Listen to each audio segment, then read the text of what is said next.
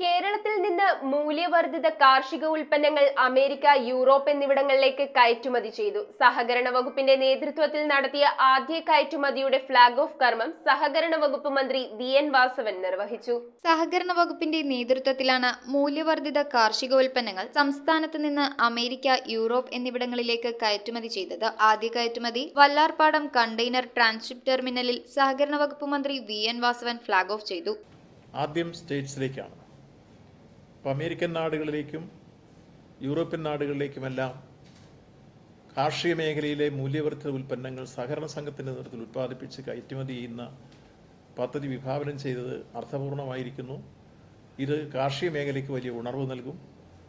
പ്രത്യേകിച്ച് കൃഷിക്കാരെ സംബന്ധിച്ചിടത്തോളം അവരുടെ പല പ്രോഡക്റ്റുകൾക്കും മാർക്കറ്റില്ല എന്ന അവരുടെ പരാതിയും പരിഹരിക്കപ്പെടും.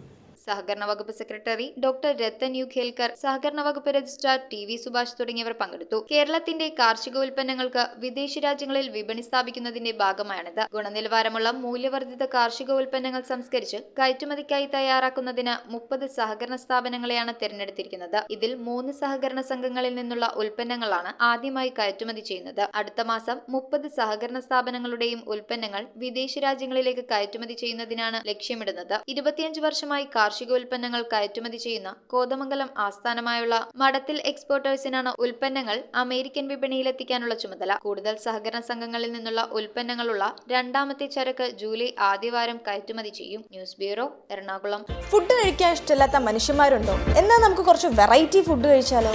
ഷാക്ക്, ബുസായി ബീഫ്, ഫിറ, കസാവ എന്നിങ്ങനെ 40ഓളം സോൾ സ്പെഷ്യൽ ഡിഷസ്. മാത്രമല്ല, നാടൻ വേണ്ടവർക്ക് നാടൻ, ചൈനീസ് വേണ്ടവർക്ക് ചൈനീസ്, അറബിക്ക് വേണ്ടവർക്ക് Arabic. Salt restaurant, Thoppumpady and Panampilly Nagar.